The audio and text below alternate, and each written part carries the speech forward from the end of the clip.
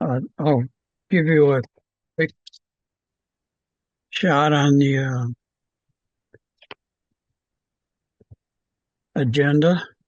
We have a request for determination of applicability to determine if roadway resurfacing is subject to the Wetlands Protection Act, and that's Route 10, Earl Street to East Hampton line. Then we have a notice of intent for sanitary sewer installation and walking trail construction, and that's on Glendale Road.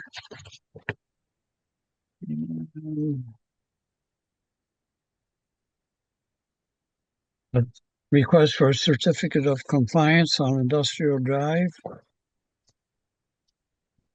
and approval of cluster space on Glendale Road. Um,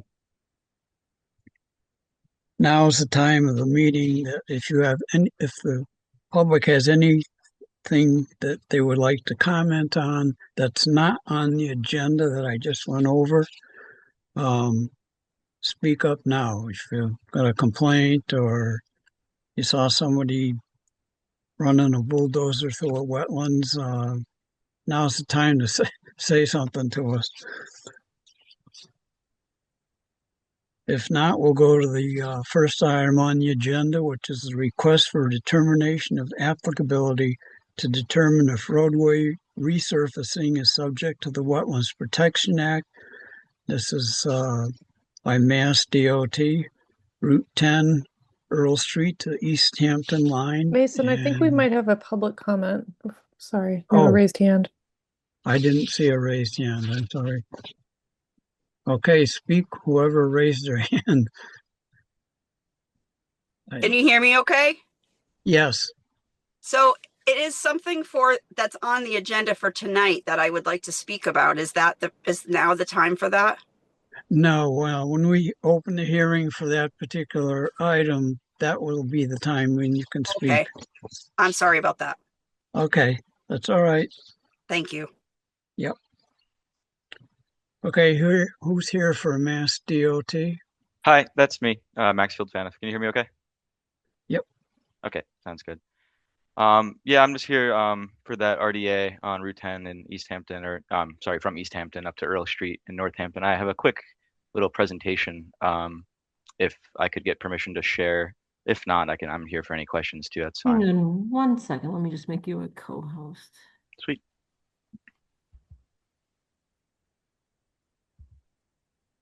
All right, you should be all set. Thank you.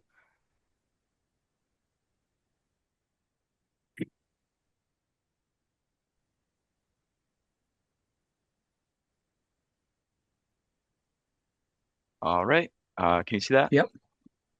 Okay, sweet. All right. So yeah, as stated, this project is for resurfacing, routine resurfacing on Route 10 from Earl Street to the East Hampton town line in the town of Northampton. Here's a quick screenshot showing the location there, starting at the Earl Street intersection there, going all the way down to the East Hampton town line. It's about 1.4 miles of resurfacing, and the area of work should be contained entirely within the existing state highway layout that we've been working with. Projects being performed to resurface the section of pavement that is degrading and due for resurfacing. Resurfacing this section is going to increase the longevity and safety for the motoring public. Grabbed a couple pictures from just Google Street View because I didn't have time to get out there and get some better ones. But as you can see, it's not looking great out there. Definitely don't want to let it get through another freeze-thaw cycle. So aiming to take care of it before that happens next winter. Work activities, like I said, routine resurfacing along Route 10, nothing too complicated. Existing pavement's going to be milled and the new asphalt's going to be paved on top. Line striping and drainage structure adjustments are going to be performed as needed, but no increase of impervious surfaces or changes in elevations or grading as proposed for this project. Oops. So resource areas that intersect with this project area include bordering land subject to flooding. There's some buffer zone to bordering vegetated wetlands, and then there's riverfront area associated with the Mill River, a Rocky Hill Pond Brook, and a couple of unnamed brooks. Check out on the next slide, but all work is being conducted to avoid impacts to resource areas and no adverse impacts are proposed. Here's just a quick map showing what we're dealing with. Our main concerns was just the bordering land subject to flooding up here at the beginning of the project, but as I stated, no increase in impervious surfaces or changes in elevations are proposed, so we don't see any adverse impacts occurring up there. And that was the only area of VLSF we had on the whole project, thankfully. And as far as regulatory compliance goes, we just grabbed a couple of copy and pastes from 310 CMR there just to show what we're trying to get approved as a minor activity. I believe that's all I had. Well, there's no drainage work or anything. Huh? Yeah, no drainage work except for adjusting the structures in the roadway, like the inlets and whatnot, as needed. Yeah. You're gonna mill and then resurface? Yep. Okay.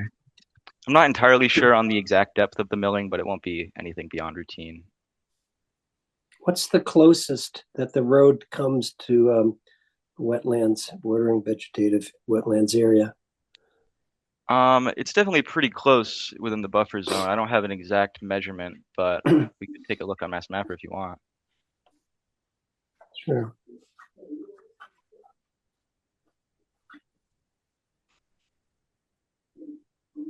Pull that up.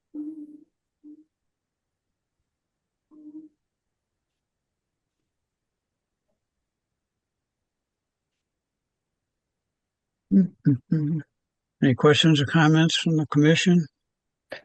I guess in the meantime, the only question I had is do you have a plan for staging materials for the work? Presumably that's somewhere. We currently don't. I believe that's usually up to the contractor on where they want to stage, and once they do pick a staging area out, it's usually up to them to grab the permits. But we'll be making sure that they do that for sure. Okay, I guess the concern for us would just to be make sure that any staging or materials is not in or near a resource area. Yeah, for sure. Make note of that. Let them know. Double check.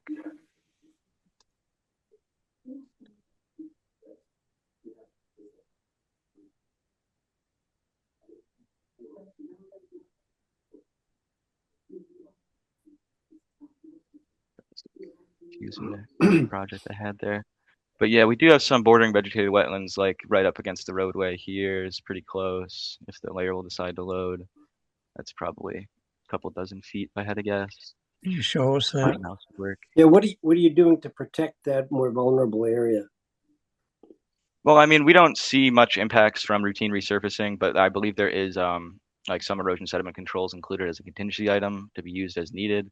Like the way that routine resurfacing goes with the milling and paving, there's not much sediment traveling outside of the roadway footprint as it is. But if we're in a more sensitive area, we do tend to lay down like silt fence and whatnot. The road isn't curbed, right? I don't believe so. I actually have Google Maps open on a tab. I mean, maybe down by Earl Street, but I'm not sure if it's curbed all the way up to East Hampton.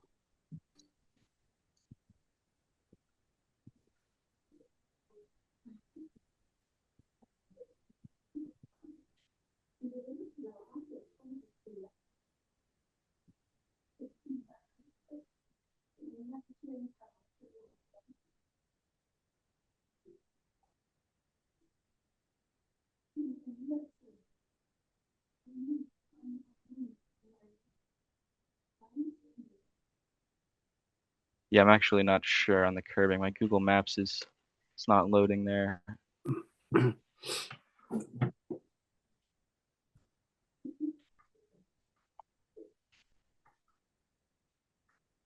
Well, the reason I'm asking is if it was curbed, probably wouldn't even have to put out erosion control except at the staging area.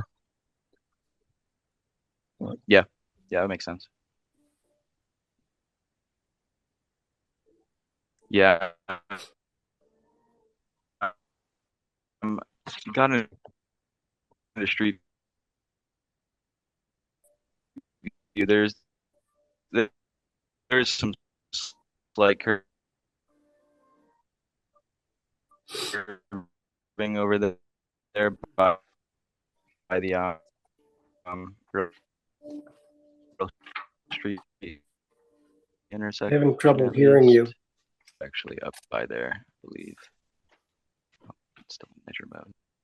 Where the Mill River and I'm sorry. Is that better at all? So far, no interruption. Okay, that's good. But yeah, it's basically all we have, just routine resurfacing. If there's any areas that you want to highlight for erosion sediment controls to be installed during construction, I'm sure they'd be happy to work with you there. Is there a start date? Not as of yet. It's going to be this spring, hopefully. But they don't have an exact start date. They were kind of waiting on this meeting to determine that. Okay.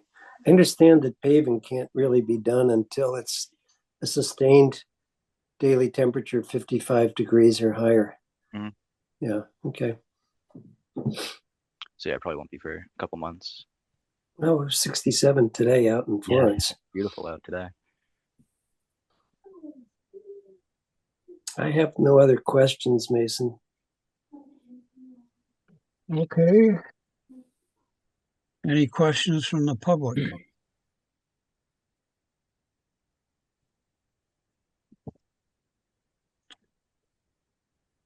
Okay, hearing none.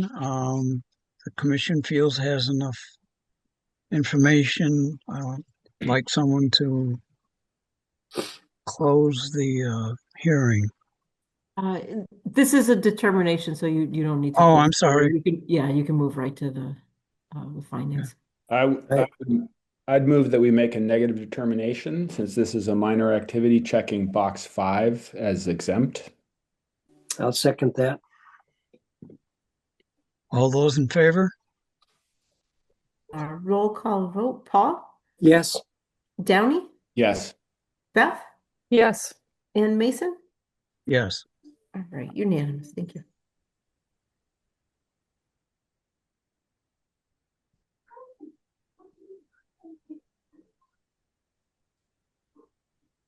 Right, we just made it with a quorum, didn't we? Okay.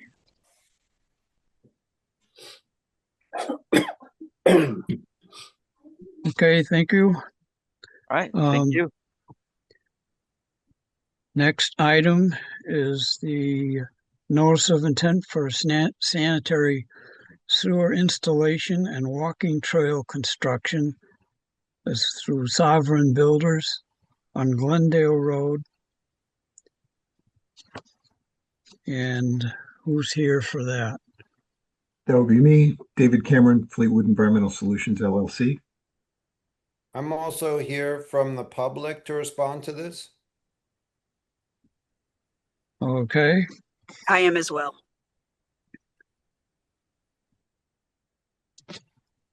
Okay, first we'll go to the presentation. Okay, would you like me to share my screen and pull up our site plans? Absolutely. All right. Give that a whirl here.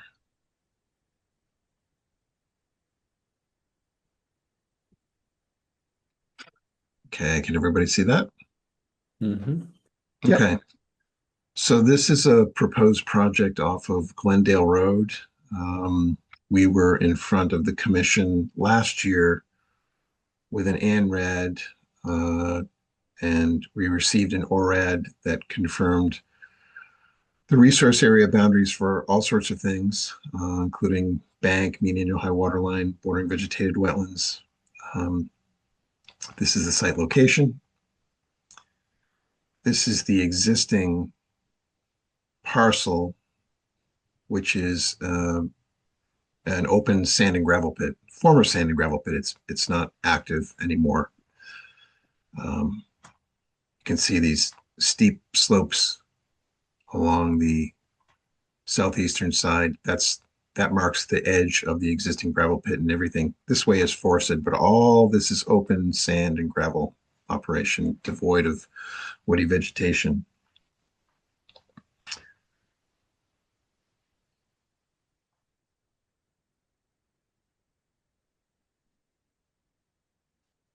So what's proposed is a cluster development within the footprint of that sand and gravel operation. And this is what that will look like. And there's an intermittent stream to the northwest, and there's a perennial stream to the south. There's an existing access road that connects this parcel. Can you see my cursor? Yep. Okay, there's an existing gravel access road that connects this parcel to parcels on the East Hampton side of the Northampton East Hampton line. And this is the beginning of the perennial reach of the stream that comes into the property, and it flows to the southeast. And it's a tributary to Hannah Brook.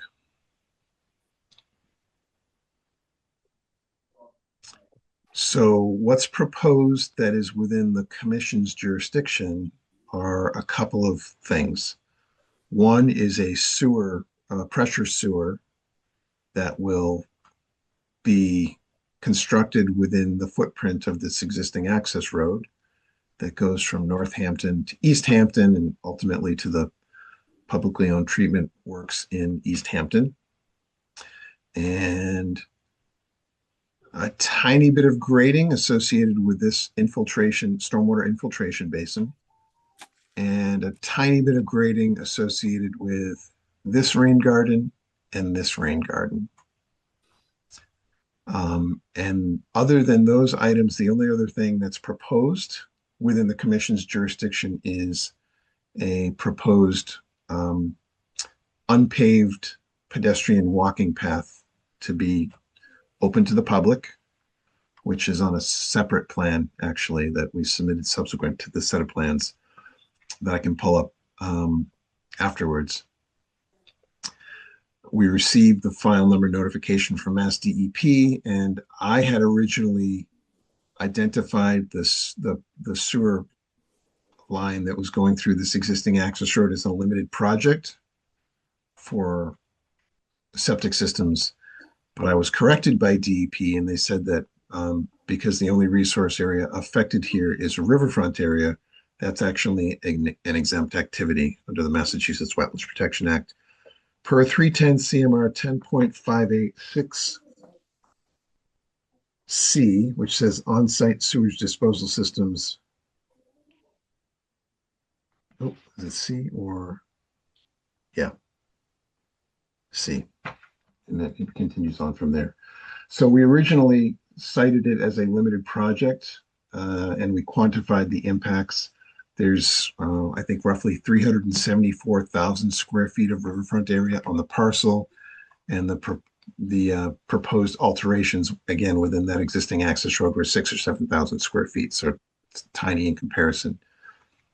So we demonstrated compliance with the general performance standard, but DEP came back and said it's an exempt activity.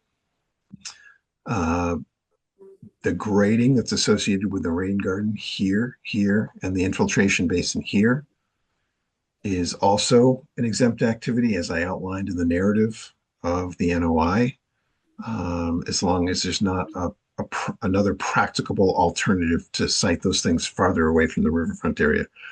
It's really just the grading. These things, I'm sorry, these two rain gardens are actually completely within riverfront area, but again, it's within a portion of riverfront area that's currently denuded of vegetation because it's a sand and gravel operation.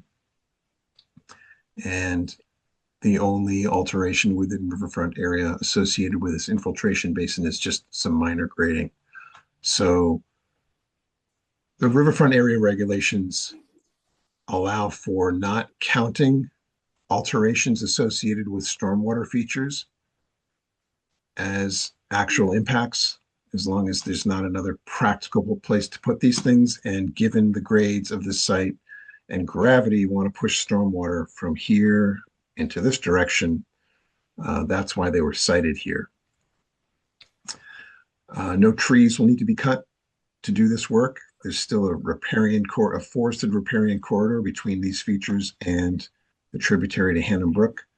And so we did not report those as alterations. They're roughly 3,000 square feet of grading, but we didn't report them.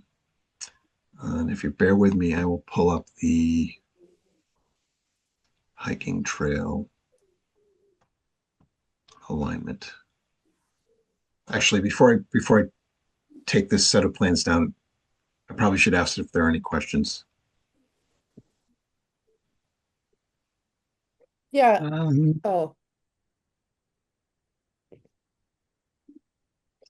Oh, Yeah, where's our jurisdiction here? Your jurisdiction is here. This is the 200-foot riverfront area, this dash line Okay. right here. Yep.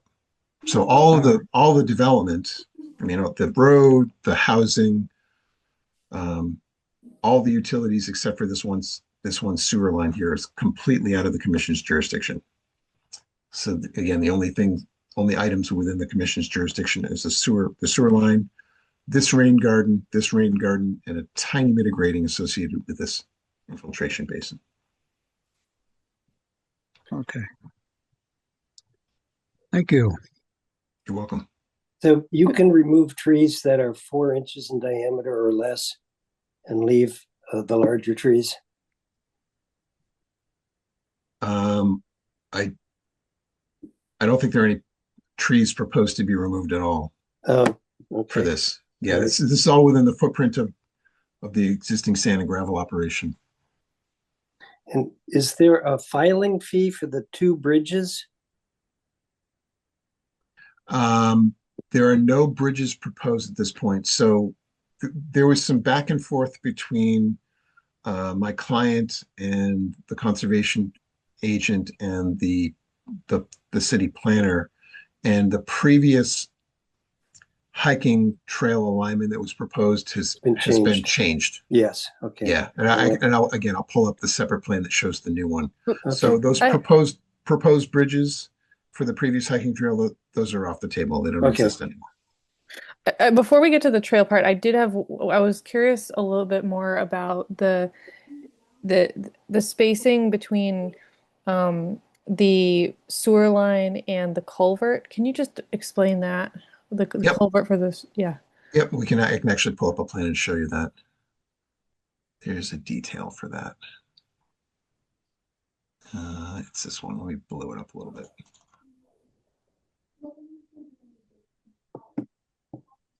So this is that existing culvert, which again conveys that tributary to Hannah Brook. On the downstream side of the culvert, the stream is perennial. On the upstream side of it, it's intermittent. And that was based on a very comprehensive stream flow study that was done a couple of years ago. So this line here represents the proposed sewer pipe. And so what's proposed is a minimum of 18 inches of cover between the bottom of that pipe and the top of the existing culvert. And this is the existing grade of the gravel access road right here, which is a minimum of 54 inches above the sewer pipe. Got it. How deep is the sewer pipe? It would be 54 minus 18 inches below the surface of the road, and then 18 inches above the top of the culvert. Okay.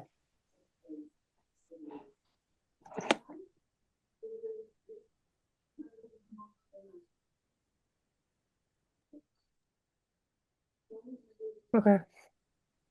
That makes more sense now. Thank you. You're welcome. I just had a quick question about your statements about location of those 2 rain gardens and the infiltration pond. So as this is laid out with the structures where they are, those seem to be the only places to place those, but that's assuming that the structures have to exist. Is that correct? What structures? The condominiums. I mean, since the elevations higher than these infiltration structures are taken up by buildings, then it follows that the stormwater runs downhill. But I just, it may be that these are allowable as previously degraded area, so you're developing on previously degraded area, but I'm not sure. I'm trying to follow your practicability argument. Yeah, so they're not allowed because it's a previously degraded area. That's just that was just another rationale to say this is why it's not actually going to cause an impact to riverfront area. So the riverfront area provisions actually allow, let's just say hypothetically, this entire riverfront area was forested. all the way up to where the structures are, the buildings. The regulations, the wetlands regulations, not the Northampton wetlands ordinance, but the wetlands regulations actually allow for stormwater BMPs like this to be built theoretically right up to the edge of the river or the perennial stream without that being considered and quantified as an impact, because standard engineering practice is to put stormwater management features that are gravity fed on the downstream, on the downslope side of a project, right? And it just so happens in this case, we can do that, but we can still keep them out of the forested riverfront area. So all that forested riparian area along the tributary to Hannon Brook can be completely preserved, and we can still put these basins in, but there's just a little bit of grading associated with the infiltration basin that happens to be within 200 feet. So what we're saying is it's an activity that doesn't require quantification of the quote unquote impacts or alterations. And it happens to be the most practical place to put it. And there's actually not going to be an impact because it's just sand and gravel operation, if that makes sense. Does that answer your question? Yeah, can you just point me to 10? I guess I'm wondering where in 1058 that. Yeah, bear with me. Because it's that if this was undisturbed or non-degraded riverfront area, you seem to be asserting that because of the layout of the project that you could build up to the river, and I haven't heard that. No, that's not what I'm saying. I'm saying for this particular element of the project, the stormwater features only. So let me just back up. So this is at 310 CMR 10.58. 4, which is the general performance standards, and then subpart D, so that's D in parentheses. Okay. Which is no significant adverse impact. And if you scroll down there, it's under subpart 1 under that. The final paragraph says the calculation of square footage of alterations shall exclude areas of replication or compensatory flood storage required to meet performance standards for other resource areas or any area of restoration within the riverfront area. The calculation also shall exclude areas used for structural stormwater management measures, provided there is no practicable alternative to siting these structures within the riverfront area, and provided a wildlife corridor is maintained. Right. And I guess that's my difference with you on this, is that practicable, I think it's pretty clear to me that there is a practicable alternative in this situation, that again, the DEP, I think their position is that you can't say that something's more expensive or that will raise the cost of the project, and certainly reducing the number of units is practicable. It's not what the applicant wants to do, but I just want to. Alternatively, I think that they're in degraded area, but I just feel like I wouldn't want the commission to be endorsing that practicable means because we built out to the edge of the site and we only have riverfront area left, that becomes the only practical alternative, because I don't agree with that. Yeah, David, that's typically not an analysis that the commission has used in the past, but clearly this is disturbed and degraded riverfront. So it may be more helpful to look at the disturbance within riverfront with that lens instead. I'm not sure I follow. Well, what I'm saying is that the language that you cited required that there be no practicable alternative to siting the stormwater structures within the riverfront. I'm disagreeing with you that there is no practicable alternative. I could take 2 of those condominiums out, or 3 of them, place them elsewhere, in the center of the development, and create space that would be downhill of the structures, and that would provide that function. So that's, again, that's the practicable is a judgment call, and that's why usually there's an alternatives analysis that's presented when you're trying to argue practicability. So that's Okay, I see your point. I see your point. So I guess what I would say is the reason we presented this part of the project this way is because it seemed like the simplest. There are actually at least 3 different riverfront area provision pathways that we could have used to demonstrate compliance. This was the one that appeared to be the simplest. okay. But if we recalculated the impact numbers and we actually counted these as impacts, which we can do, we would still be well within the general performance standard, meaning like under 10% or 5,000 square feet, whichever is greater, way under it, because the percentage of the riverfront area on this parcel is 374,000 square feet. And I think the grading associated with these 3 stormwater features is like 3,000 square feet. Yeah, I'm just saying that for me, this would seem to live under 5 redevelopment within previously developed. Yep, that's absolutely, that's another one of the pathways we could have taken because it's clearly degraded. There's an absence of topsoil. We could have done that. Yeah, That's a yeah. No, that's, I think obviously it's you can present it how as you see fit. I'm just expressing my opinion that since this is good, since for at least the for the rain gardens, there's going to be continued continued maintenance on the rain gardens, which may or may not happen, and they may eventually fail. But to me, it seems to live, since this is a property that has been active gravel operations and there is no vegetation and probably topsoil has been displaced, that it would seem to me to live comfortably under 5, and then you wouldn't have to worry about the practicability test. I see what you're saying. Yeah. Yep. I understand that. Well, I guess one other thing I would offer, and I think it might be in the narrative, is technically, at least under the Wetlands Protection Act, we didn't need to do stormwater management at all.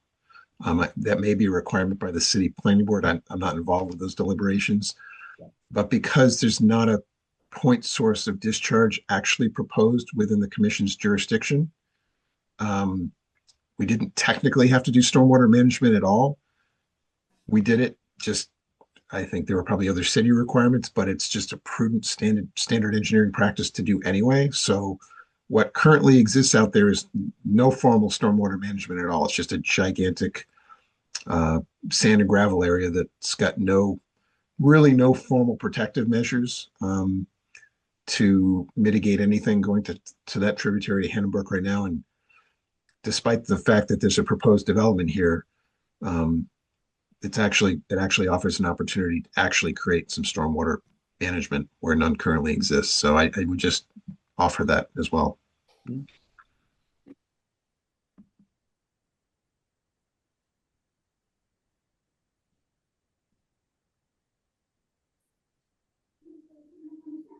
Any other comments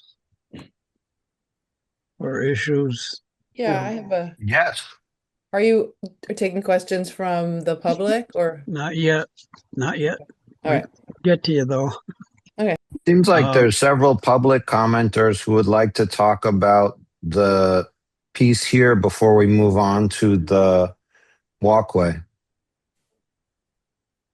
We haven't.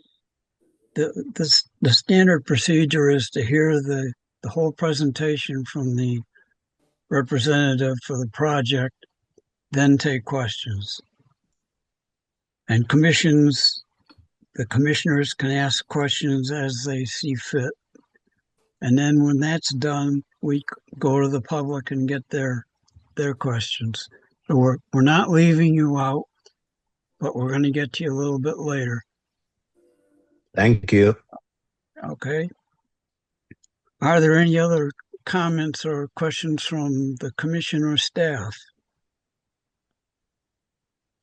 The walkway represents an improvement over the original plan. I'm not sure. It's in a completely different location, and it doesn't involve any stream crossings. Okay. All right. And okay. So are you going to address that now, or? If we're all set with this set of plans, I can pull up that other sheet that shows the walking Yeah, path. let's see that. Yeah. Okay. Yeah.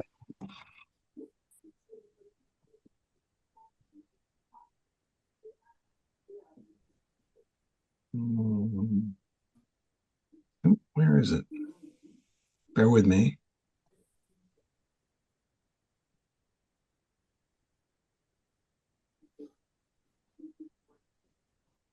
Hmm.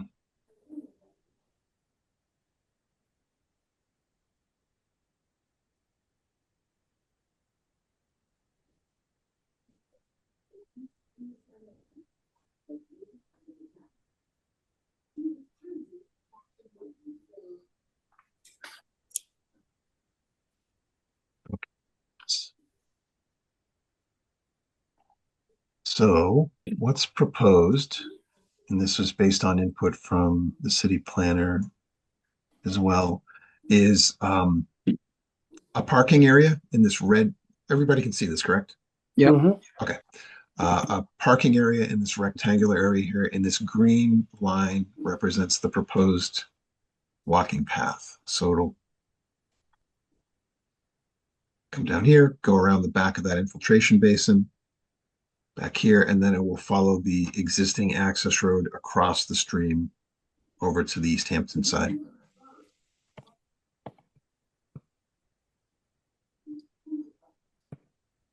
It looks like there might be a lot of grading after the second corner there. There's no grading is proposed for this at all. It's going to be an unpaved, at grade, less than 3 foot wide, just hiking trail. And it'll be, if it has to, wiggle a little bit here and there to get around trees so that no trees are cut, that's the plan. So What's the surface? At grade, no At surface. grade. Yep. Okay, because I'm looking where it looks like you're walking on a steep slope on the first part of it there. So Well, it's going to be parallel to the contour lines. So Yeah. but I would, David, that was my question looking at this was I just, measured looking at the elevations from the map and it looked like a 27% grade, at that is the section, it's the section that runs, southwest northeast between infiltration basin 3 and the flag for the drain, the manhole. right. So this alignment was a collaboration between, as I understand it, the city planner and my client. Yeah. This is a rough alignment. Okay. So it's going to be somewhere around here, but again, we have wiggle room to avoid trees and to try to accommodate steep areas, but it's proposed to be a very crude hiking trail. It's not going to be proposed to be ADA compliant and graded with trap rock or anything like that. It's just intended to be something that provides for public parking and access for the public to come and use this, because I expect most of you know there's a whole network of trails on the adjacent parcels. And so I imagine the city's intent was to try to provide something that would provide access to that network of trails and be beyond the limits of the proposed development. So there's no groundwork for the trail itself, other flag? than just moving coarse woody debris to the left or the right, just to make it a suitable surface for walking. No. Okay. And I assume it's going to be flagged or something if there's no demarcation of the trail itself, because unless it's just the bare earth. I mean, Well, I think once it's established, I don't know if there's a proposal to have signage or a requirement to have signage. I was not part of those discussions. I was just provided with this alignment and said this is where this is the city's idea of where a trail should go. Mason, the trail system in the Mineral Hills is all bare earth, soil, and leaves. Yeah. And heavily used because I spent many days out here flagging wetlands, and there are lots of people out here walking dogs and hiking, and this trail is meant to be the same type of trail. Yeah.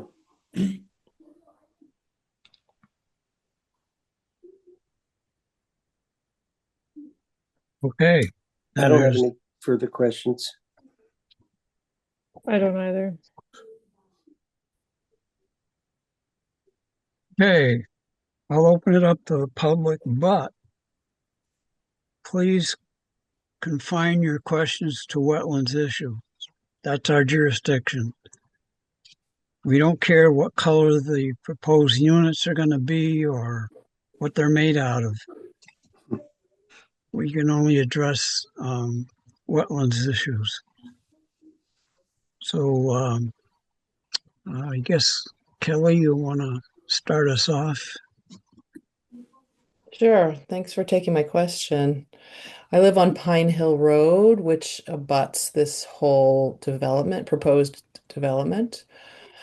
And as many of us on Pine Hill Road know, this whole development is dependent on a single sewer line that will cross this kind of gravel access road. And I have not yet heard if that has been approved. That's been an issue in question for some time. And that was an issue related to the East Hampton Conservation Commission, but of course, you know, it's connected to this whole project going forward. So I'm curious if there's been any discussion or if there's any information about that.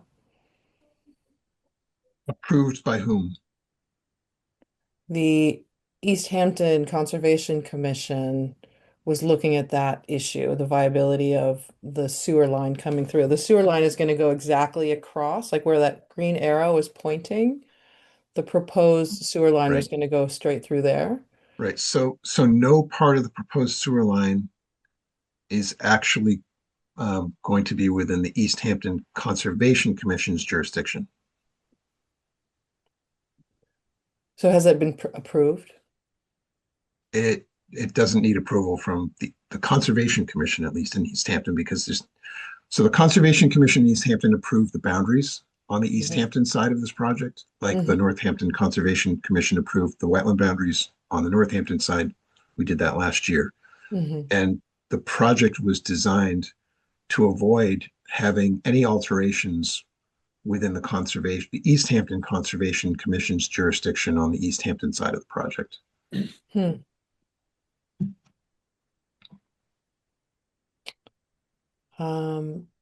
So across this watershed, or what's being called the river here, on the other side, is that Northampton property or that's East Hampton? So the line runs roughly northwest to southeast, the town boundary. Actually, I'm wrong. Here it is right here. This is it. It actually goes southwest to northeast.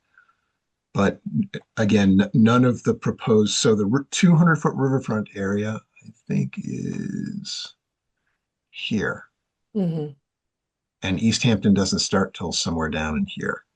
So again, none of the project is proposed within the East Hampton Conservation Commission's jurisdiction.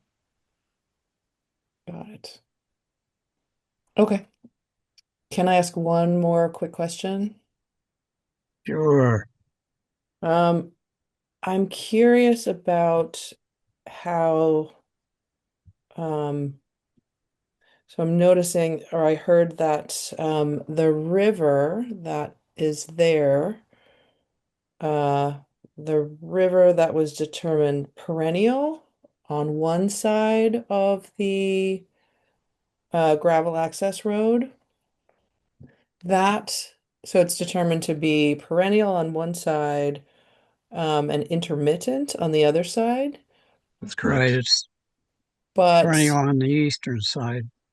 yeah, but I do know this site quite well, and I know that to be pretty consistently running on both sides. So I'm curious when that was determined.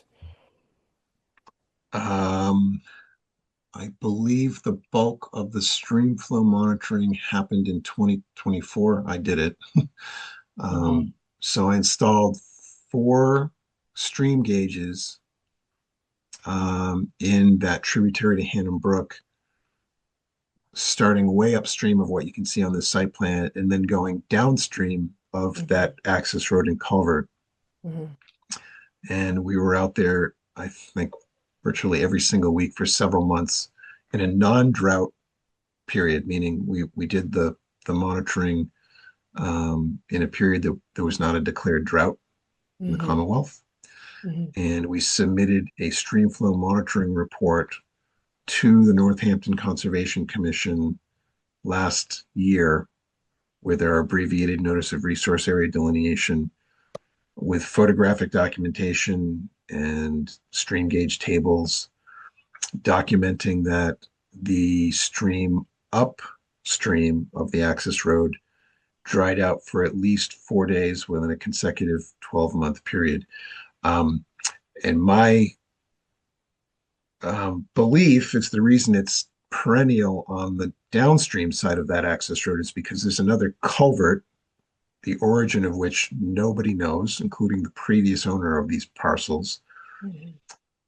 comes in to the stream roughly from the southwest. And even when we were in the midst of a drought the past 2 years, that pipe is constantly flowing. Yeah. And nobody knows what the source of that water is, but it just flows all the time. Mhm. Yeah, there are two drains that are near this gravel road that are pretty consistently running. Okay, thank you. You're welcome. Um, just, oh, Chris Stratton. I think some other people had their hands up earlier, but whatever. Um, well, my name is Chris Stratton. I live on Redford Drive in Northampton, and I've been sort of following these properties with interest since I was hiking in the woods a bit over a year ago, and someone told me that the gravel pits had sold. And so I went home and I looked that up.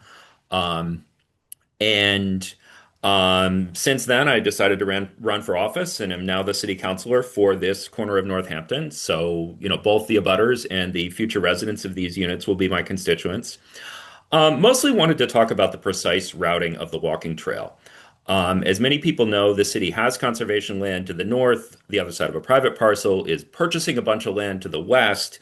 And with the donation, all told, there would be at about 170 acres, which indeed is full of wonderful trails. The parcels to be donated by the developer are not all that interesting in human terms. Mostly what's interesting is when you get up out of the dug area and into the woodlands, which is still, natural.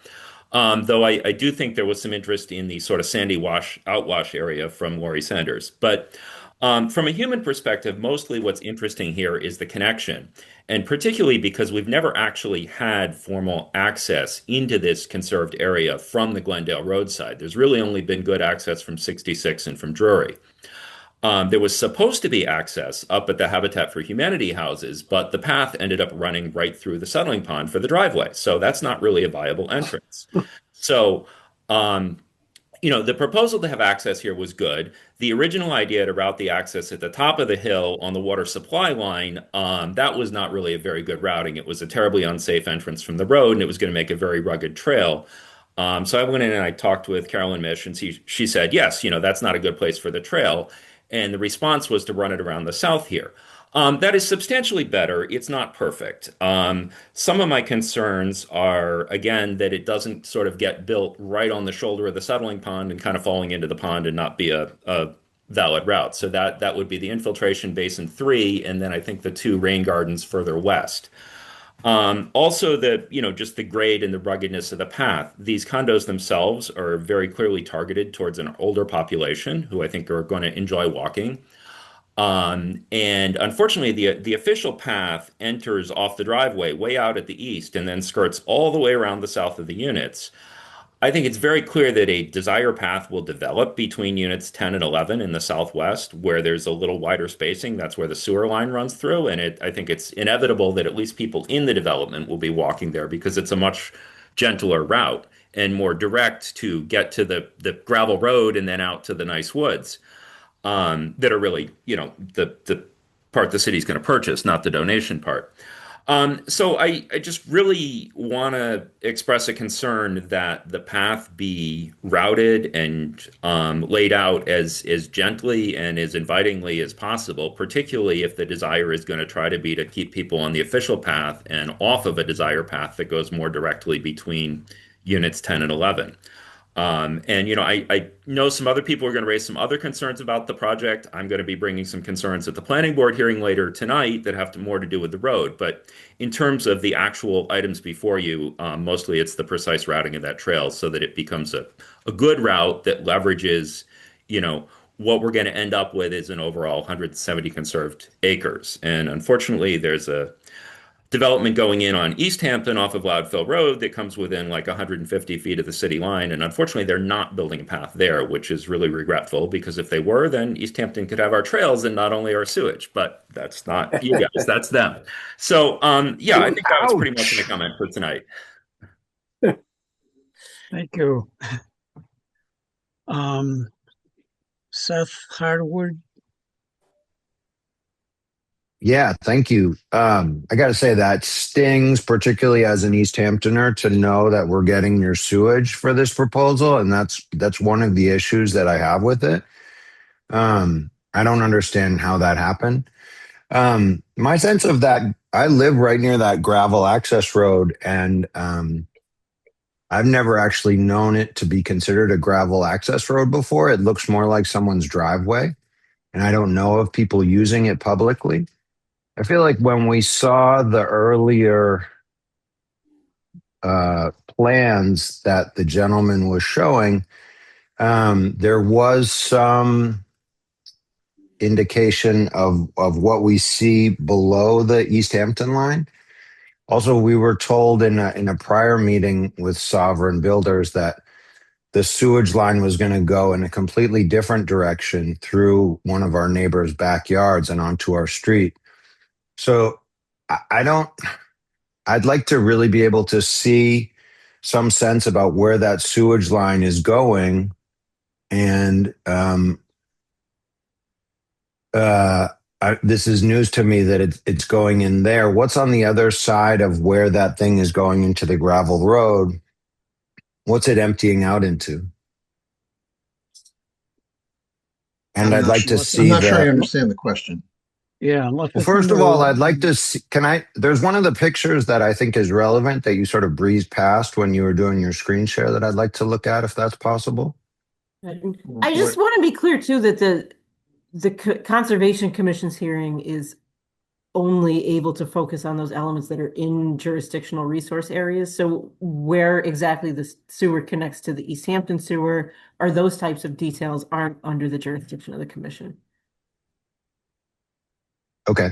I'd like to see the plan again. There were many sheets. Is there a particular sheet or detail that you were Page interested 4, please. Would the commission like me to bring the plan set back up? That show where the sewer line is? I also have a question about the houses that this let's walkway stick to is one thing at a abutting. time. I want to make sure I can answer your question. What are you looking for specifically so I know which sheet to pull up? I'm looking to see, I don't know the page numbers. Page 4 is a general reference.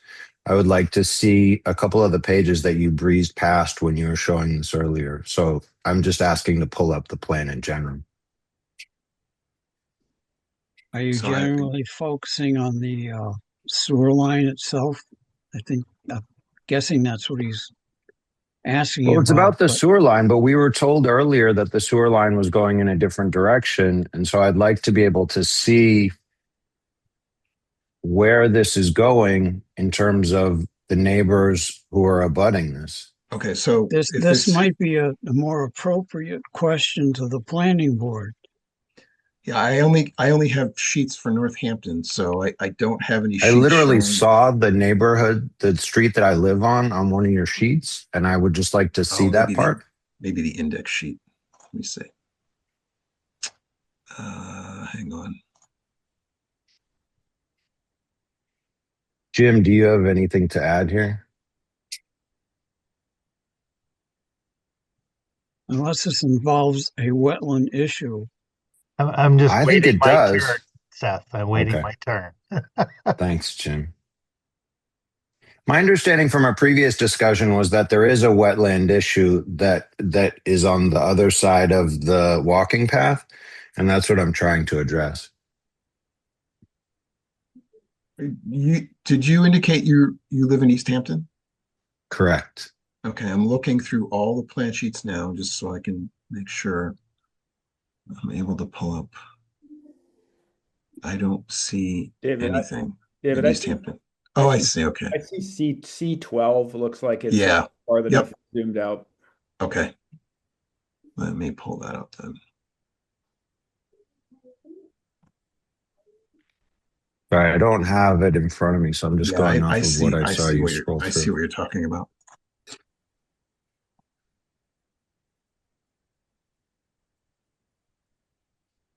This must be the one, right? Yeah. Can you zoom in on that a little bit? Like below? Yeah. So earlier we were told, so this thing, that's the sewer line there, correct? This is my understanding that this is the proposed alignment of the sewer. Correct. Okay. And what are those parcels there?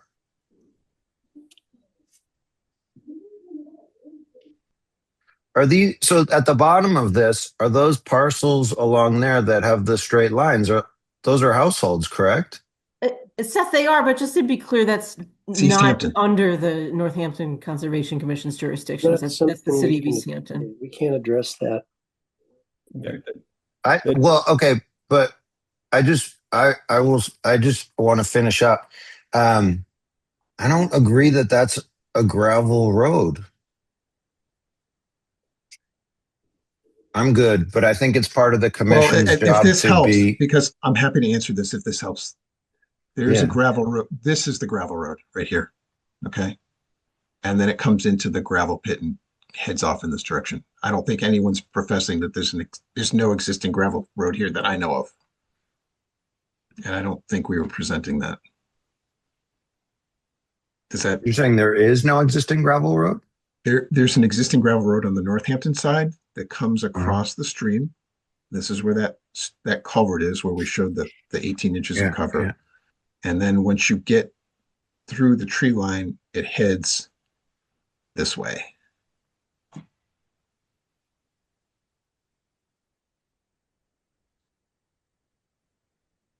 Okay, I'm going to yield to others. Okay, Jim Pellegrino. Hi.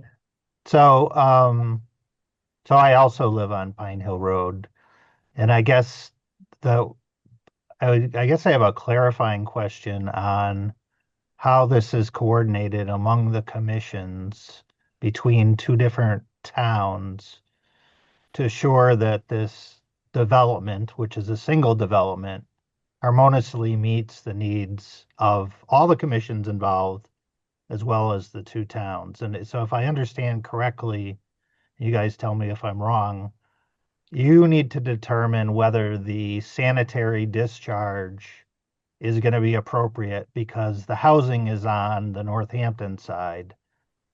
And you're going to determine that based on the proposal for the sanitary discharge to be distributed to East Hampton as opposed to distributed to Northampton. So I think that's where the interrelationship of an understanding of how that sanitary discharge is going to be handled that's related to your approval. If I read the agenda correctly, you're approving the discharge as part of this commission. No? No. So the only thing that's under the jurisdiction of the Northampton Conservation Commission is the actual work within resource areas. So any work that's proposed within riverfront, any work that is in buffer So zone or the bordering digging and the vegetated wetlands, grading and but the not, the Conservation Commission, either in Northampton or in East Hampton, has no jurisdiction over utility related items. So where the sewer goes or how it connects, that's not under the jurisdiction of any conservation commission. Okay. So I guess it will be helpful to me, since the only two meetings that I've ever heard about in either jurisdiction are Conservation Commission meetings. Who has the jurisdiction to decide these matters within the different towns? The Northampton Planning Board will be discussing this at 20 after 7 tonight. Oh, great. Right when I want to be at dinner.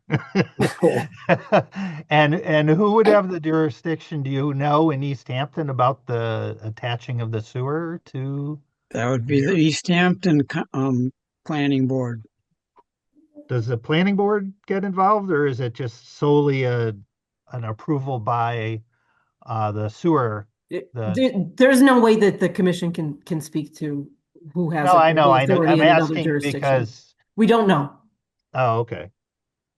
I hate to interrupt, but there is a letter in the planning hearing folder from the East Hampton DPW approving that connection. So it's approved already. Okay.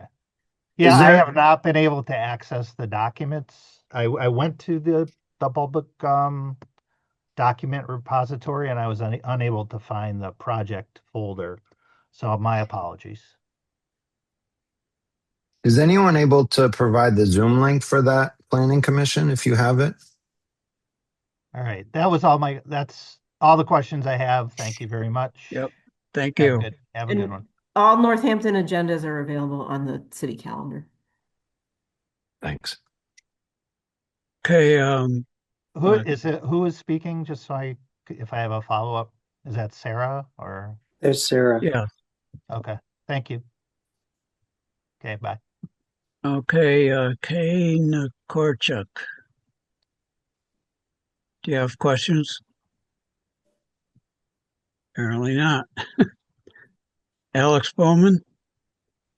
Sure. Hi, this is Alex Bowman, Northampton. I was just curious about the existing culvert, and if we know when it was placed there and what the existing conditions are, and if that has changed recently.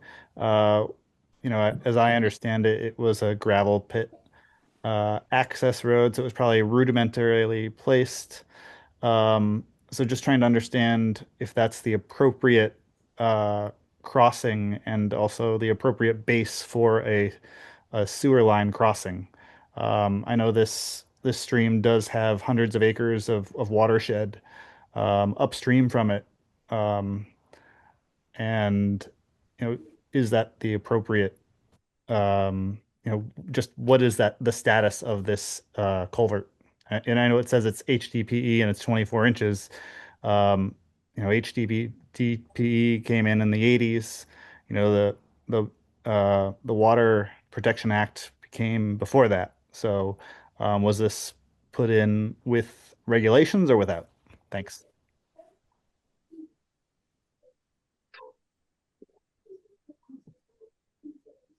I don't know. I can't answer that. I Yeah, don't know I'm if sorry. David can. I don't know the answer to that question. I think because I've worked with the previous owner of the property who owned it, going back at least 25 or 30 years, and all that infrastructure was in place when he bought the property back then. Oh, So I don't know when this pipe, excuse me, I don't know when this pipe was installed.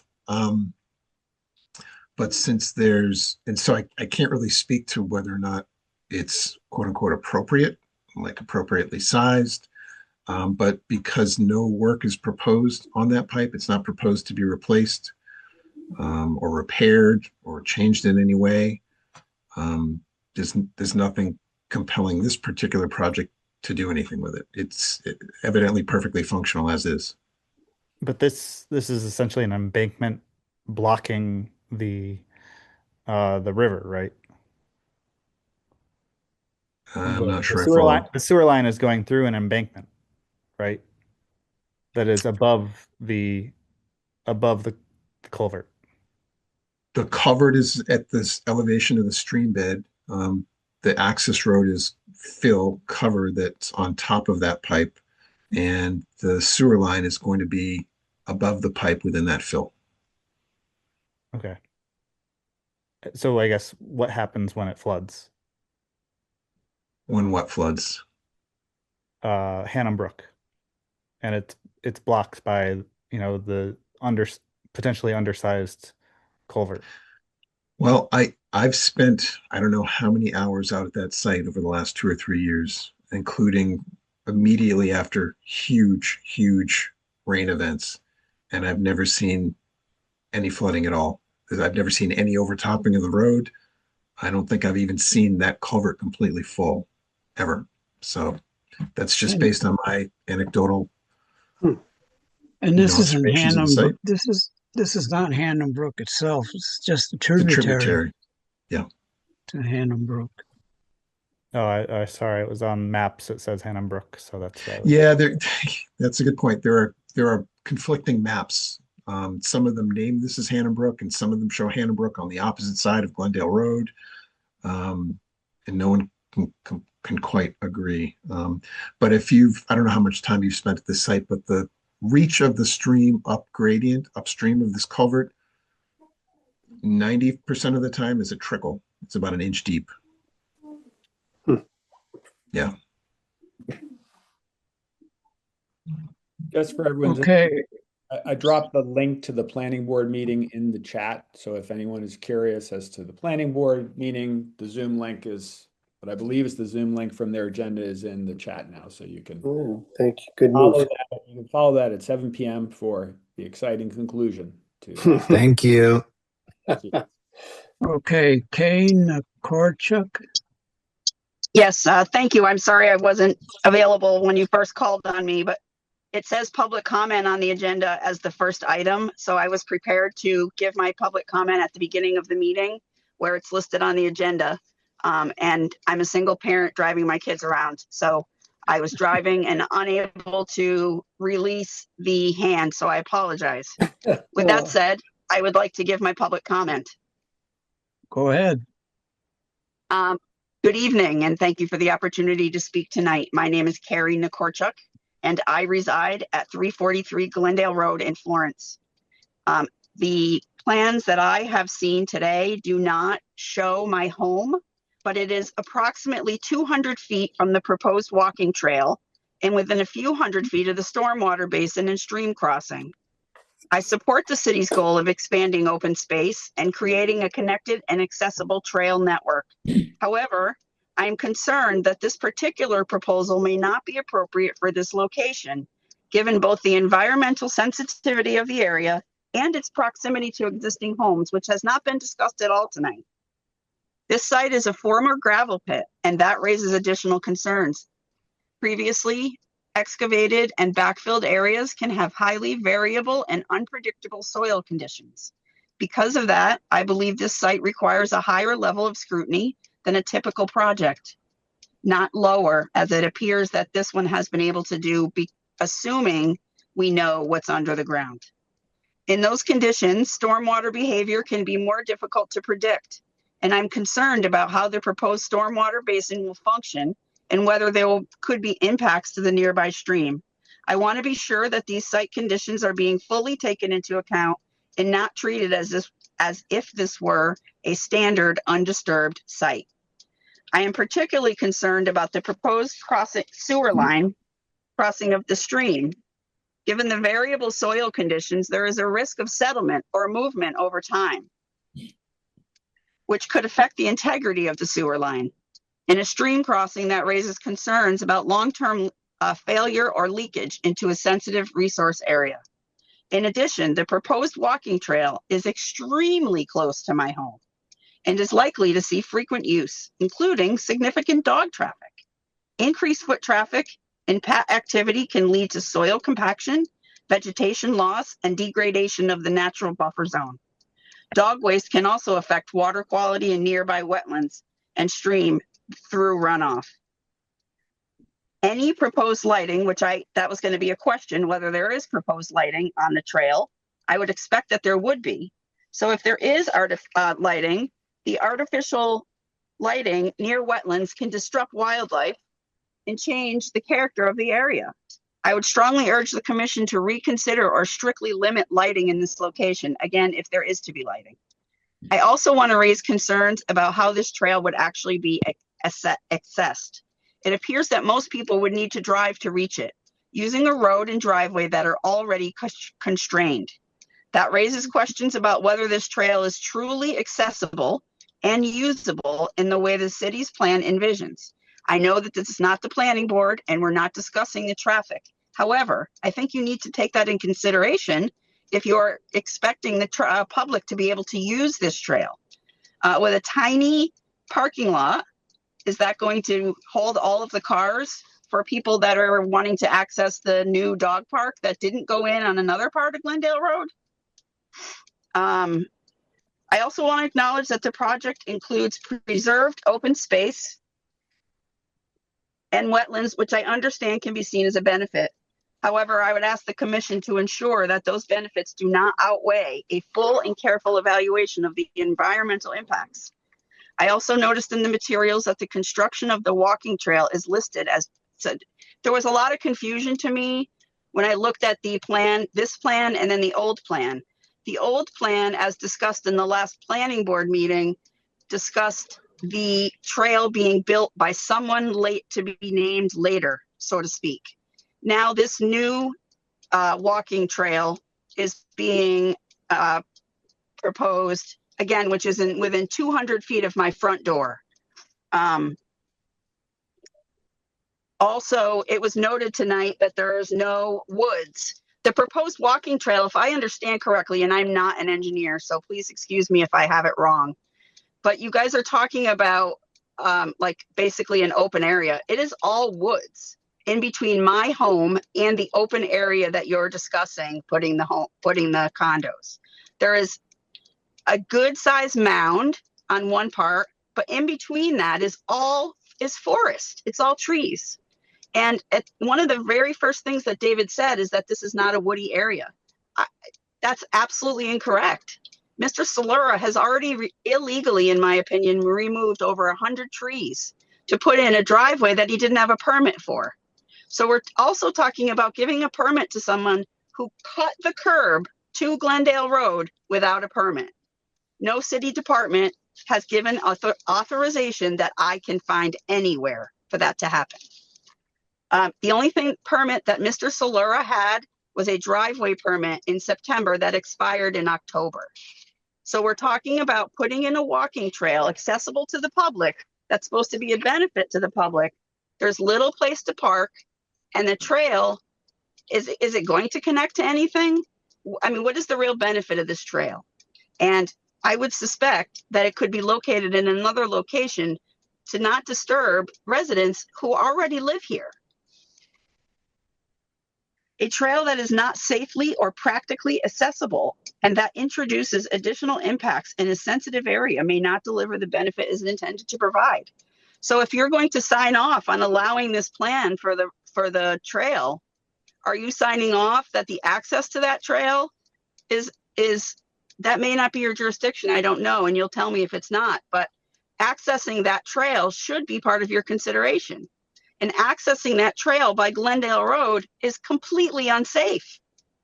And I encourage you to review the meeting that we had at the planning board where several members of the community, and I expect several more tonight, to be concerned about that road as one of the main issues. So while I know that you can pass the buck to the planning board, I'm asking you not to, and to be responsible and make sure that the trail is safe, is in the best possible location, not just the one that it's in. Is it going, I mean, if it's going to affect residents, why can't we look elsewhere? So first, I would ask the gentleman who spoke first if he is aware of the wooded area in between the open space and my home.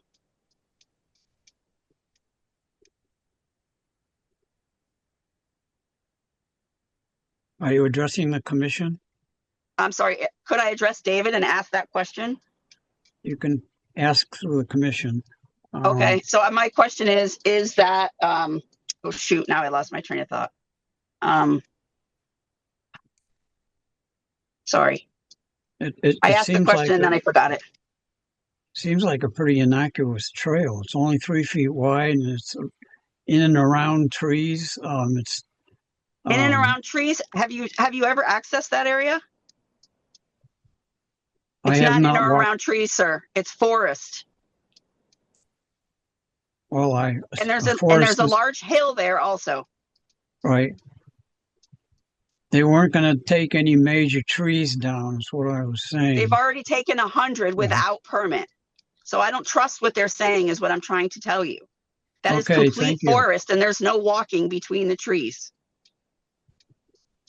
Not yet. They haven't established the trail yet.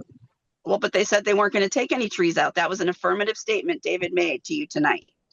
I wrote it down. He said, already no trees to be cut. No trees to be cut. I quoted him. For clarification, I'm here in front of the Conservation Commission specific to their jurisdiction. So any statement I made about trees not being cut were related to trees within the riverfront area. It doesn't refer to the path that you're talking about tonight? Well, you made the affirmative statement, sir, not me. I have no further comment.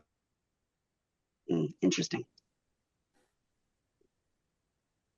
Thank you very much. Other comments? So I guess my question's not going to be answered. Well, I just to address the question,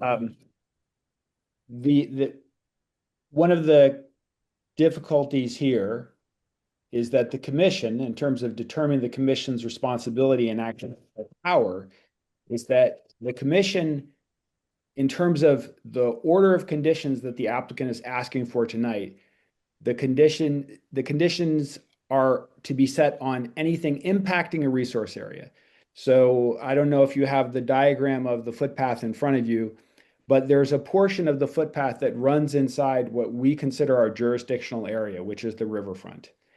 That area is not, as far as I can tell from the aerial photos, that is not a heavily forested area. That is a degraded area. That's an area that's right now open sand pit. I would agree with you that there is a portion that is shown running along that steep hill, but that portion is not within our jurisdictional area. So we can't, in our enforcement hat, enforcing either a wetlands ordinance for Northampton or the Wetlands Protection Act for the state, that's not something that we can condition in any way. Okay. It's hard to understand. Yeah, the planning board. Now, the planning board, as you heard previously, the planning board has already been in negotiations and interaction with the applicant about the site of that trail. And it sounded like, and again, I haven't gone to those planning board meetings and I have not been party to those negotiations, but it sounded like that David presented that there was a conversation between the applicant and the planning board that indicated that the path was better on the south side. So I would think that, your energy would be best focused with the planning board because they are the ones that have jurisdiction over the site, the entire site plan, right? Location of infrastructure, location of structures, entry of the road, even improvements that may require the applicant to make in the road. That's all with the planning board because the planning board has powers under the zoning ordinance that are. I'm just referring, Downey, though, to the walking path, which I understand is in your jurisdiction. But the walking, so only those sections of the path that are within jurisdictional resource areas are subject Okay, to that's where the I'm oversight of the misunderstanding. Conservation Okay. Commission. Yeah, And even under okay. the cluster ordinance that the city has, that does not require public access. So this is something that the No, I'm developer not is saying it does offering. require it. I'm just saying, yeah. Okay, thank you for clarifying that. Yeah, it's if you look at the diagram, basically there are a series of arcs, and one of those arcs that is a dashed arc is labeled 200-foot riverfront area, Okay, a 200-foot outer riparian on the diagram. okay, thank you. And that is where our jurisdiction begins. So if you look at the amended path diagram that was presented to the commission tonight, there is a section running from southeast to northwest that's within that riparian.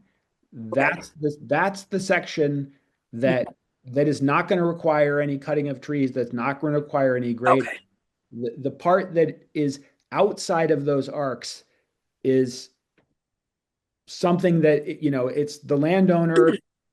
The landowner is allowed to make a path as they see fit. The Conservation Commission can't really, I understand now. we can't restrict that. Whether the Thank you for explaining that. whether the planning board decides to cite that path somewhere different than it's shown, that's up to them. Okay. The other thing I we really could appreciate you explaining that, and I'm sorry to take your time for something that wasn't your area.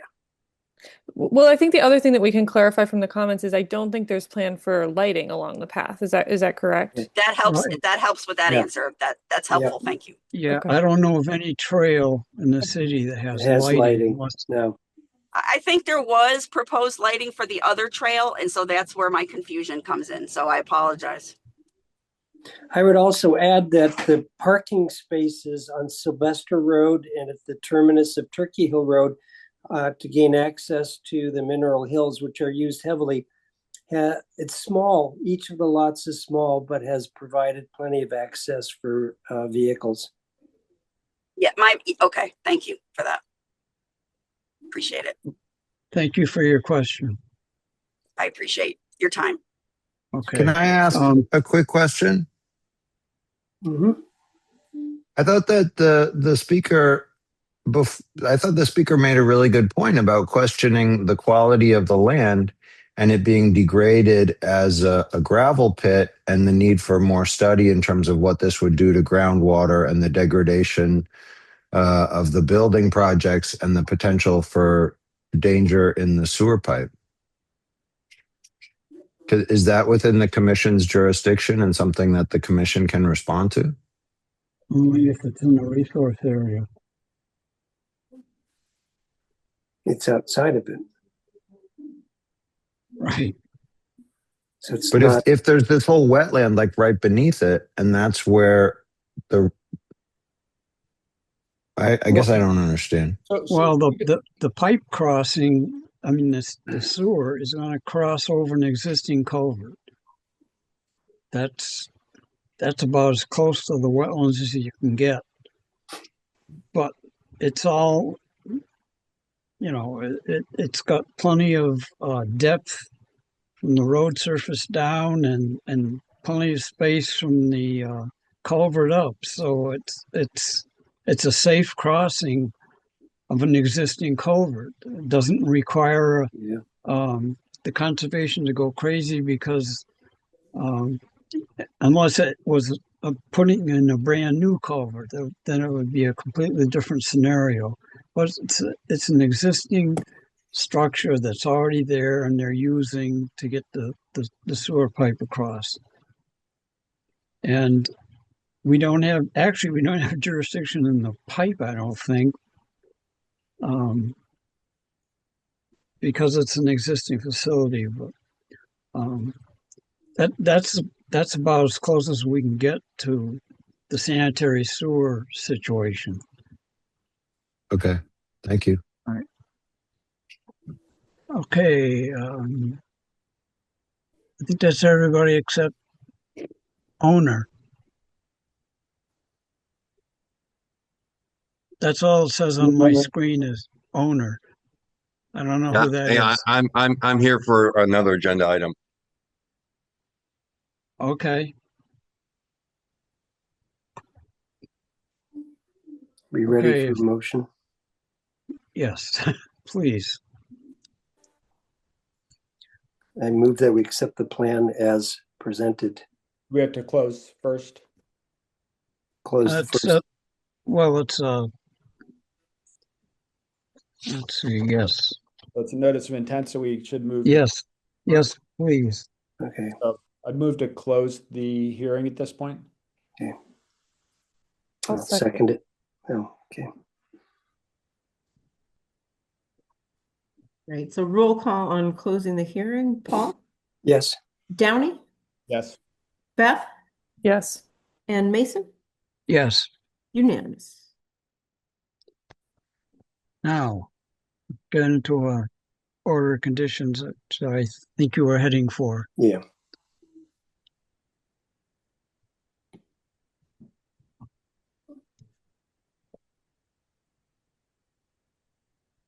So what do You you, need any further discussion about any modifications or conditions? I don't have a problem with the way it was presented. Okay, then may I move that we accept it as presented? So it would be a motion to issue an order of conditions with any other conditions that you deem necessary to protect the interests of the act and the ordinance. So it'll be the standard order of conditions. Do you see any extras?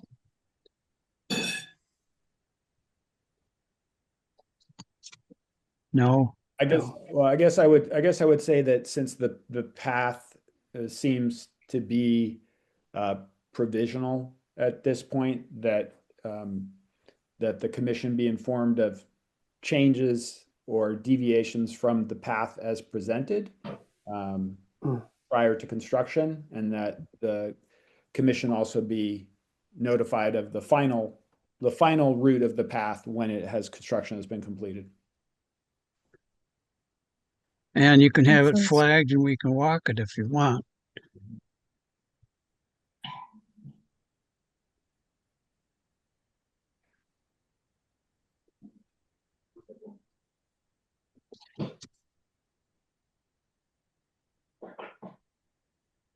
Any other additions to the order, to the standard order? Nope. Now I'll entertain a motion to issue an order of conditions.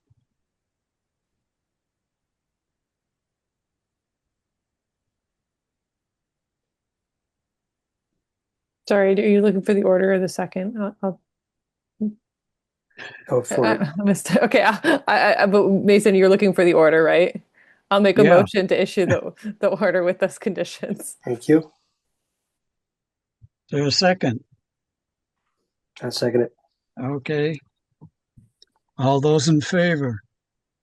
Roll call vote, Paul, Yes. Downey, Yes. Beth, Yes. and Mason. Yes. All right, unanimous. Thank you very much.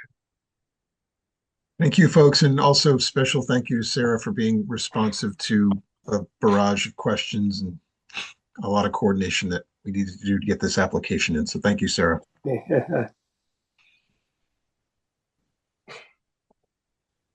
Okay, I think that's it, except we have a request for a certificate of compliance, 115 Industrial Drive. And it seems like there's some people here to present or discuss about that. If not, I'm happy to do so. No, I'm just the owner of the property, so that's all I'm here, just to see what your determination is. That's it. All right, so this one got held up a little bit due to snow cover.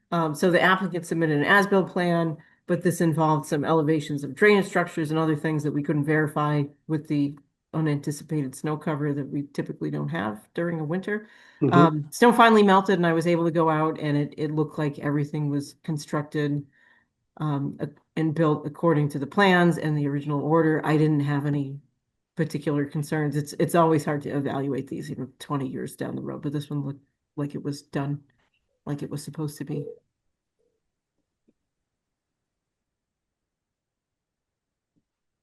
I would move we issue a certificate of compliance then for this project. I'll second. Oh, you're making my life easy. Oh, right. So roll call vote for that. Paul, Yes. Downey, Yes. Beth, Yes. and Mason. Yes, All right, unanimous. Thank you. All right, thank you. thank you. Okay, approve cluster open space. So I added this to the agenda, not because it was strictly necessary at this point, but it seemed because it seemed timely to do this now. So the Conservation Commission's approval of the acceptance of the open space isn't strictly required under the cluster provision of the city ordinance, because this project meets all of the requirements for provision of open space. But I thought since we were discussing it at this point, it might make sense to just have the commission discuss the open space that's proposed to be donated to the city and accept it so we can move forward with the city council order when it's appropriate to do so. Nice. So if anybody wants to talk about existing connections to open space, both open space that the city currently has and open space that we're anticipated to have over the next few years, I'm happy to do that. Do we have about 26% of our land mass in conservation restricted status? Yeah, so it's about that. So about 26% of the city is permanently protected in one way or another. Yeah. But that also includes areas that are working lands, like agricultural preservation restrictions, like Loop Park, areas that are used for active recreation. So it doesn't quite line up with the 30 for 30 initiative that Mass Audubon and others are putting forward. We're almost there. We're doing really well and better than most municipalities, not only in Massachusetts, but nationwide. Oh. Yes, bottom line, there's a lot of protected land in the city. The Meadows floodplain is included in that 26%? It is, yep. Yeah. And a lot of that is actively farmed. Right. And it also includes things that are part of the Conti National Wildlife Refuge, for example, or lands that are part of the Northampton DPW watershed properties. Strategically, is there a ceiling for this percentage? No. Or is it indefinite? 90%. Yeah, I mean, that's part of the discussion. I think that's going to come up when we talk about the open space plan, when we have that broader discussion in a couple of years. What are we looking at? I mean, it's always sort of been a shifting scenario. Not that long ago, not that much of the city was protected, and that became a real priority that the city worked on for a number of years and made a ton of progress. The initial goal was 20%. That was a little bit arbitrary because frankly, it seemed out of reach at that point. But due to a number of both large and small acquisitions, that was able to be realized in cooperation with Mass Audubon and Conti and other partners. But now, yeah, we're at 26%. But you can look at that 26% in more detail and what do we want to do with it? Yeah. And, should we be focusing on maybe 30% that's dedicated specifically for conservation, or, how should we reevaluate that? How much of the land does the Water Commission have? Oh boy, you put me on the spot. So it's changed over the years, sort of. So water department properties have sort of shifted from being absolutely inaccessible to the public to sort of accessible to the public. And that may continue to change in the future, but there is it's a significant percentage of that 25% that's protected by the water department, but that may change in the future. Yeah, hopefully, for trail access or something. Yeah, they've got, nice. The southern section of Marble Brook is owned by DPW, or at least protected by DPW. Upper Roberts Meadow, where the dam was removed a few years ago, is also DPW watershed land. There's DPW watershed land in the Sawmill Hills. But a lot of that is not associated with active water supply at this point. So that is something that should be discussed in the future. Well, I know there's not a direct relationship here, but the less land that's protected, the more encourages the development of sprawl. And the more that's protected, I think the more you would be inclined to build housing infill in town and in less remote areas. It's what it sounds like to me. I don't know if it's accurate.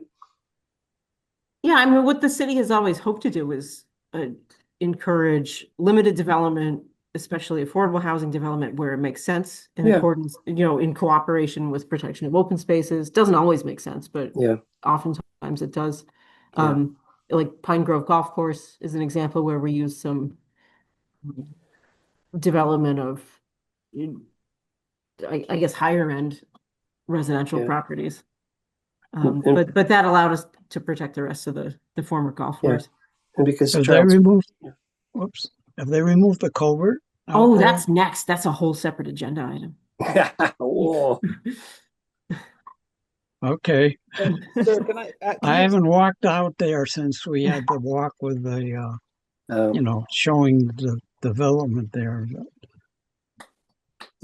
Sarah, can I ask about the what we're accepting? So we're accepting the portion of the development that is being set aside per the cluster development regulations. Is there also is the access public parking area, how is that being memorialized? Is that a deeded right of way to the Conservation Commission? Is it a restriction running on the land, their land? What exactly are we accepting? So the Conservation Commission would only be accepting the rear portions of the property that would be permanently dedicated for open space conservation purposes. And would not be accepting any of the rights of ways on any of the trails, any ongoing maintenance there too, any of the parking lots, anything like that. But the developer is proposing, although it's not strictly required under the cluster ordinance, to allow public access both to the development, to the parking area, and to the trail that would lead to the other conservation properties. Okay. So it will connect, but that the Conservation Commission won't be involved with or accepting or responsibility in any way for maintenance of the rest of it. That's the homeowners association's responsibility, isn't it? Or depending on how they set it up. I mean, there's a developer who has an active interest in doing this at this point. What we've learned is that things change and we want to make sure that this is memorialized in perpetuity. So that's something that the planning board will be looking at in just a few minutes with their discussion about opening up public access. But it's not directly related to acceptance of the open space. Yeah. Okay. Can you tell us a little bit about the open space? Is it primarily? It looks like from the map I was trying to see, it looks primarily forested. It is. So there was, and I think I filled you in when this happened. There was an unfortunate instance of a really significant wetlands violation by a prior owner that has nothing to do with this development, where this tributary to Hannah Brook was basically moved. They just picked it up and moved it someplace else. So things behind that will be dedicated for open space and will be deeded to the city in custody and care of the Conservation Commission. Prior to that, the applicant will be removing, basically the whole thing is a gravel pit and it's clearly been operated and used as such for cut and fill and borrow and putting things there and dirt bike use and whatever.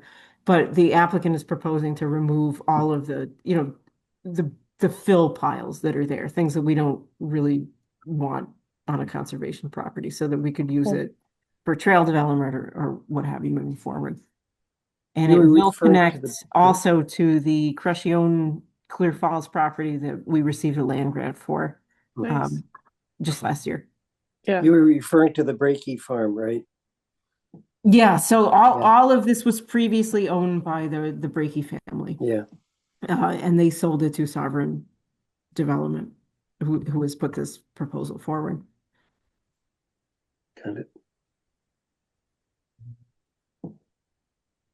And is it pristine? No, it's not pristine. But is it interesting? Yes, it's very interesting. Gravel pits have a lot of endangered species values, although you wouldn't really think that they would. There's some unmapped vernal pools on the property that will be protected through Conservation Commission ownership. Hognose snakes and other amphibians will use this for non-breeding habitat. So it's kind of cool. There's a lot of different opportunities for habitat conservation in the city. And this may not be your typical one, but it's definitely interesting. It sounds cool as being sort of an unusual one and connected to some of the other properties, which makes it more valuable too. So that's cool. I would move that we accept the Glendale Cluster Development Open Space. I will second that.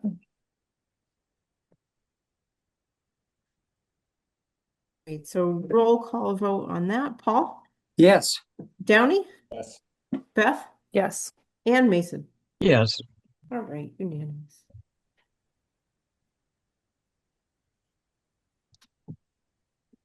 Whenever I was doing botany and there we go the gravel pit plants, they're always ones that you need your hand lens for. It's like they're endangered. They're so cool, and you have to be laying on your Sure. stomach to see them. Yeah. So Lori Sanders and her husband are really into gravel pits and really into disturbed areas, and she has found some of the most interesting and unique species in logging roads and gravel pits in areas where you wouldn't really think that you would find them. And they're, in a lot of cases, they're duplicating habitats that don't exist elsewhere anymore. And it's really pretty fascinating. It's cool. It's like a glacial outwash plain. Yeah, it is absolutely a glacial outwash plain. Yeah. Speaking of So Lori Sanders, I just spent an hour and a half with her at the Parsons House in my capacity as a Community Preservation Act committee member. That was an interesting experience. Very cool. Lori wears a lot of hats. She does.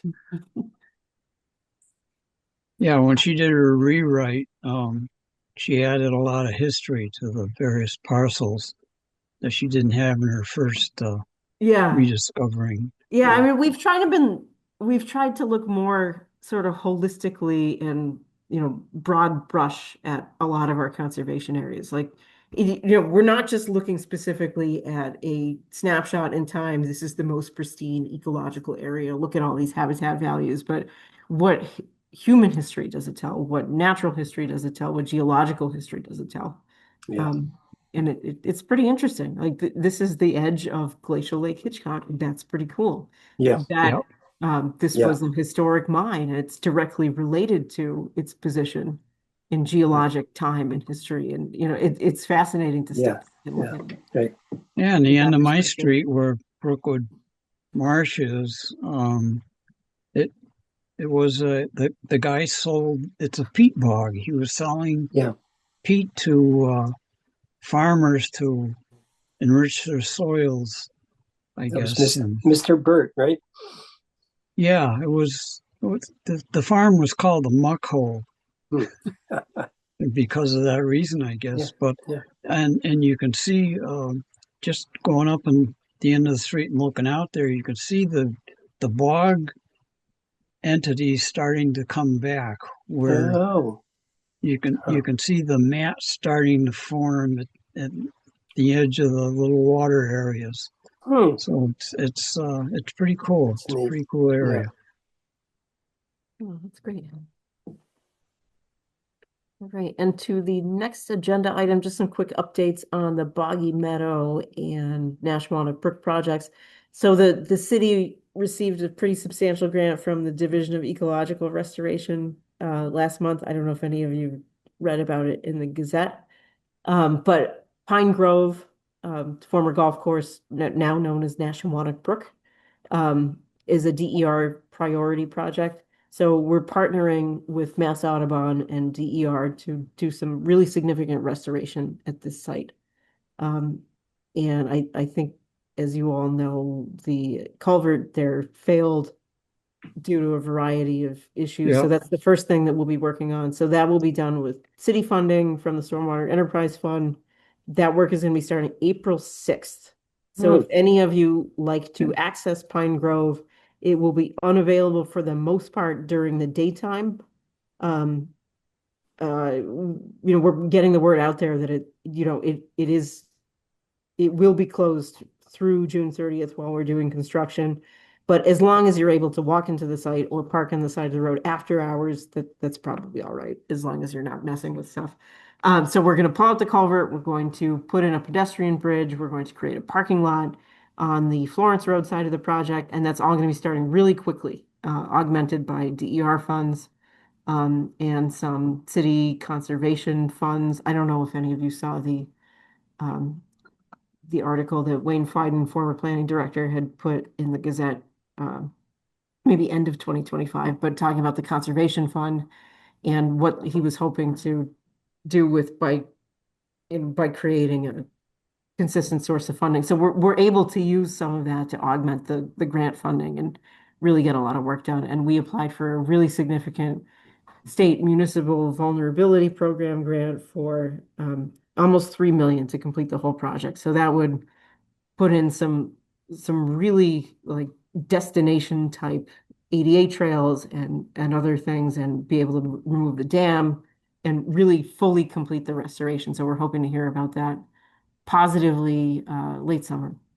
Gosh, that's so That was cool. quite an aggressive restoration plan that they had anyway. So Yeah, it's really cool. I mean, one of the things that we're constantly asked is, well, why don't you just leave it as it is? And we're never going to achieve the restoration goals that Mass Audubon has, that the city has through its long-term planning documents without doing some significant intervention. But it's still pretty light touch. We're not taking any material out of the site. We're not bringing any material into the site. We're going to cut some white pines, which I think some people might be upset about. I hope they're not. It'll be great for bird habitat. I think people will really be excited once this work starts. But as any type of change, there's going to be some growing pains. But I think it'll be really good. but So there's that. A site like that's so open, if you don't do anything, well, just leave it alone. Well, the first thing you're going to see coming back in the sunny meadow out there is going to be a lot of invasives. Yeah, yep. So we've worked really hard to keep the invasives at a manageable level. So Gil, who owned the golf course prior to us acquiring it, was really good at controlling these species. And I don't know how much of that was like, here's my list of invasive species and here's what I should take care of, or just, this is a golf course and these things are gross. Let's get rid of them. But there's a lot of buckthorn. There's a lot of just other stuff, and we're sort of tackling it as much as we can to keep our options open moving forward. But if you walk around that, you're not going to see a ton of invasives. It's not too bad, and that's very intentional. Cool. And then we can come back for any questions. So the Boggy Meadow Road accessible trail construction will be starting in just a couple weeks as well. So we have two big construction projects to manage, and that will allow wheelchair and ADA access up to the cool Beaver Pond bird watching site from Cook Avenue. Wow. Which I think will be really neat. Yeah. And we've received mostly positive feedback. A few people just sort of like, I don't really like this. Can't you leave it like it is? Like, people fall and they hurt themselves and it's tough. But so again, change is hard and it's going to be change for a little bit and that access will be closed for a while, but it shouldn't be a big impact. We're not looking at taking down any trees. We're not looking at changing the character of anything. Disability Commission was really supportive of it to allow some meaningful access into a conservation property. Is that going to involve a paved trail? Only at the very end for stormwater concerns. So we have the brand new parking lot with a brand new stormwater system. And we were really concerned that due to the slope going into the parking lot, if we had that trap rock gravel or some other material, that it would just erode and end up being a mess. So we're paving only only that last section that is necessary to allow erosion not to happen. And the rest of it will all be soft surface. Is that the section through the bog itself or no? No, so it's only going up to the bog. Okay. Access to the dam would be a much bigger financial discussion, would be a much bigger ecological impact discussion, would involve a lot more talks with broader coalition. And it wasn't something that made sense to do at this point. Okay. But maybe someday in the future, depending. But this will at least get folks who have mobility issues or people who just don't want to trip and fall on, exposed rocks and 80-year-old pieces of asphalt able to get up to that beaver pond. And I know that that's not the destination for everybody. Some people want to get from that access all the way up to the dam, but that's really, really tough. So we're trying to create all the ADA access where we possibly can. I'm Yeah, personally we going to use see. it with a stroller, so I'm Excellent. excited. Great. Okay, when's our next meeting? So next meeting will be, and we do have a few things on the agenda, April 9th. April 9th, okay. And Melissa should be back then. Yeah, she should. I know we Thank keep telling you don't have to chair any more meetings, and every once in a while we do. Thank you, Mason. Yeah. I think I've chaired more meetings in the last couple of months than I did for the 4 years before. I think that's correct. Oh, But this July begins my 50th year, wow. and this is probably my last term. Mm. Yeah. Historic. It is historic. Just letting Sarah know so that Wow. anybody interested in getting on the commission, Yeah. Okay. some 50, 60-year-olds, nothing to do. Youngins. This is the youngins. Yeah, youngins. Right. All right. I hope you feel Right, and better, if anybody Sarah. wants to watch the planning board, you can watch online. Yeah. No. I really hope you feel better, Sarah. Thank you so Yes, much. I know. Yes. Yeah. Speedy recovery. Stay out of the hot sun. Yeah. Hoods, You hats, guys, forever and ever. see you guys later. Okay. All right. Good night. Thank you all. Thanks. Bye.